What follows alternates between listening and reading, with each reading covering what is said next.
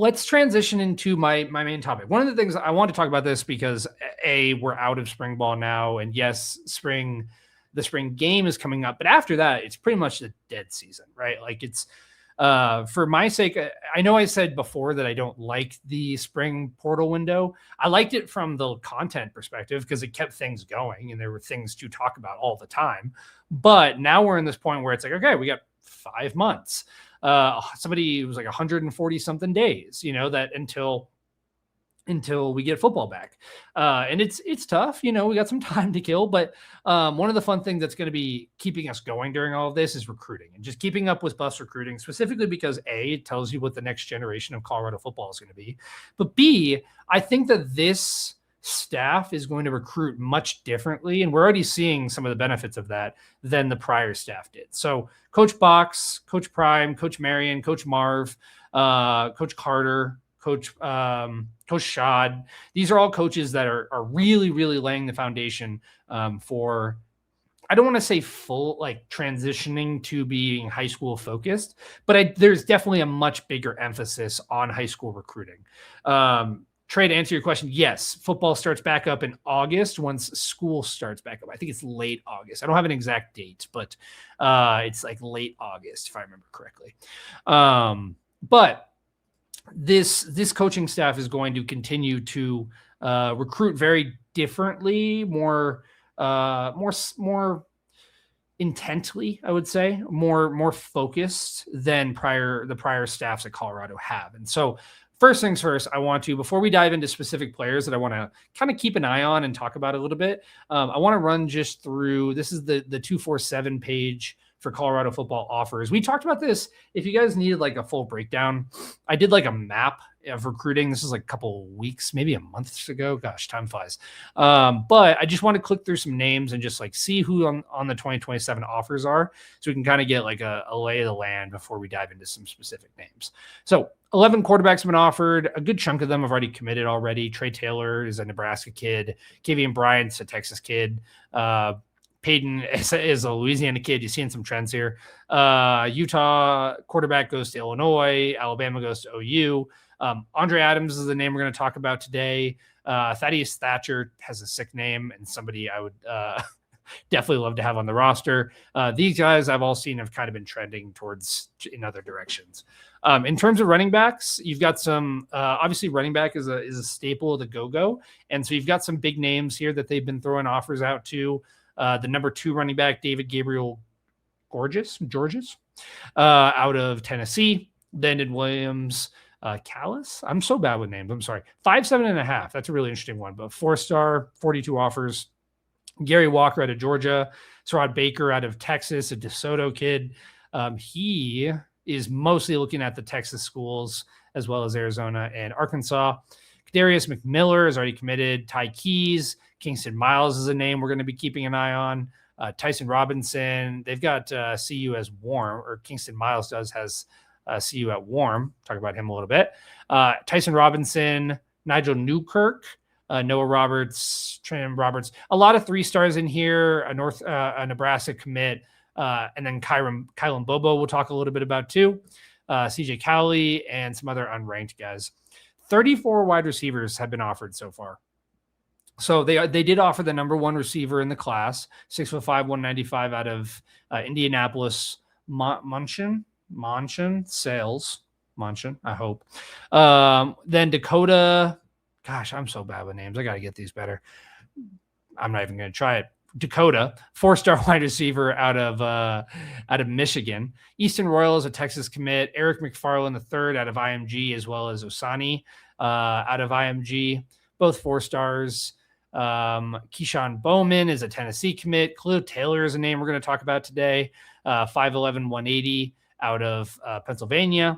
Elias Pearl, a bunch of other 4-stars. But you're seeing, like, especially in the wide receiver room, that's definitely Brendan Marion's strength, and his focus is the skill positions, the wide receivers and the running backs. But specifically, he seems very intent on offering this specific type of archetype, which is 5'11" through 6'1.5".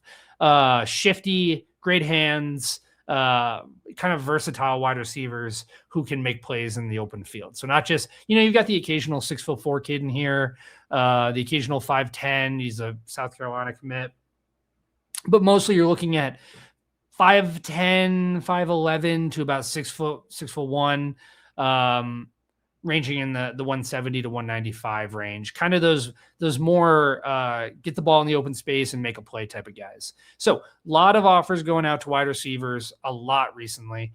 On the tight ends, has been more increased or in increase in offers recently. Malik Howard has an offer from CU. He's the number 8 tight end in the class. He's mostly big game hunting over here. Edwards is 6'6", 210, also is cool. A lot of these guys, they're not overly focused on their recruiting yet. They're not putting out a top 6 yet or anything of that nature, but they've got offers from CU, a couple of high 3 stars in here, and then one unranked recruit as well. You got 16 offensive tackles. We got number 1, Mark Matthews. He's had an offer from CU for a while. Ismail Kamara is a number 3 offensive tackle. He's got an offer from CU. Another 4-star, Joshua Sam Appella, number 5 offensive tackle. Number 7 offensive tackle's got an offer. 10, 11. Brian Swanson, 17, 18 offensive tackle. All these guys, high 4 stars. So the offensive line coaches are putting out offers to highly skilled guys. They want to be able to protect Juju as he gets into his junior and senior season. They know they're going to need big bodies to be able to do so. They know they're going to be able to develop with those guys. So they're throwing out some offers. You can see kind of all over the place too. California, Arizona, Texas, Ohio, Tennessee, Michigan, Indiana, California, Texas. So, but overall big bodies, anywhere between 6'4", 6'5", and roughly between, 260 here, but mostly around 300 pounds. And Clayton Lee, who I love that hair.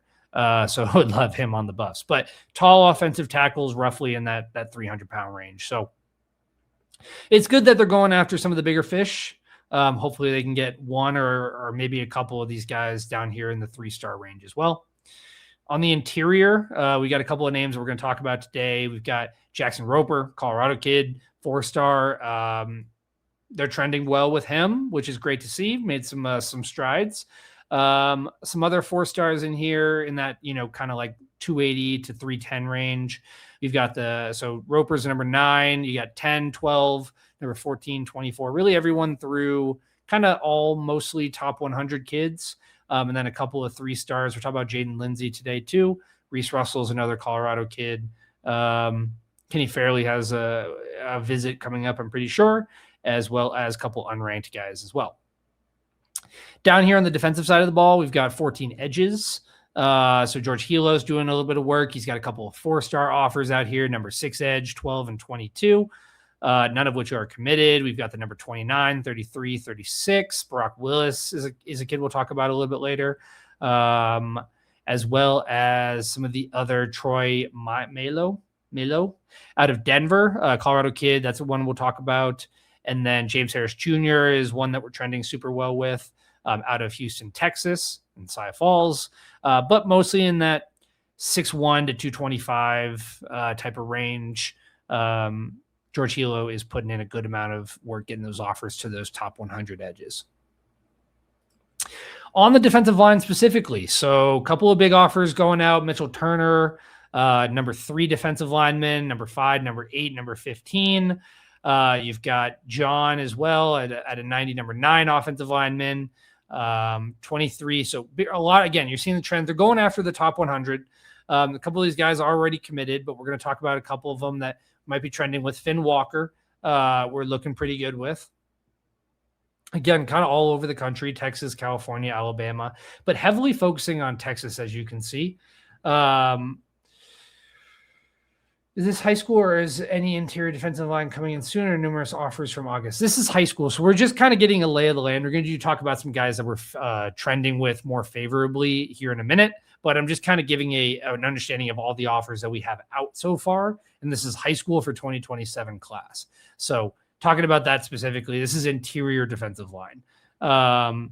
a lot of 3 stars going down. Kyron Haywood's a guy we'll talk about, as well as some unranked guys so far. But you can see mostly the guys that are higher ranked are the guys that are pushing the 295, 330-ish, between that range, 275, maybe a little bit lighter.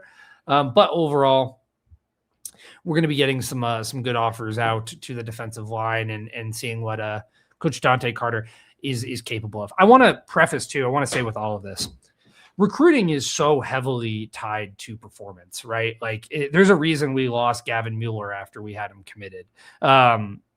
You have a bad season, it's going to be hard to recruit anybody who's high level and talented to come to your program. But you start to stack some wins, you get some an underdog win here and there. You have a really good showing. Maybe you blow a team out and it's kind of like for anyone who used to play the old NCAA football, used to have like these, I guess the new one does too, but it's like, get 3 sacks in this game and you get a boost with this player, right? So a lot of this is going to be dependent on how the season goes. So like we can say that they love Boulder and they love the atmosphere and all this stuff, but if the Buffs start doing well and start having a bounce back season, I could see a lot of these guys that we have offers out to coming for visits, and then we're back in contention with them. As you said, yeah, that's why I don't fall until they actually sign. All hinges on winning. Exactly. But it's still, again, I'm saying with 5 months to go here, we have to have things we got to keep an eye on. So that's part of what the topic at hand here. But in terms of linebacker, only 13 offers out so far. It looks like 4 or 5 of which have already committed. So we'd love to see some more offers going out from the linebackers. I don't know if that's going to be more of an Andre Hart thing or if that's more of a Chris Marv thing, being that he's such, has worked with linebackers in the past.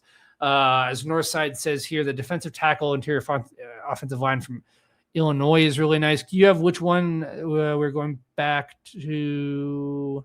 Let's go back up here. Do you know the name? We can maybe see if we have some film on him. Chris? No, it's the edge.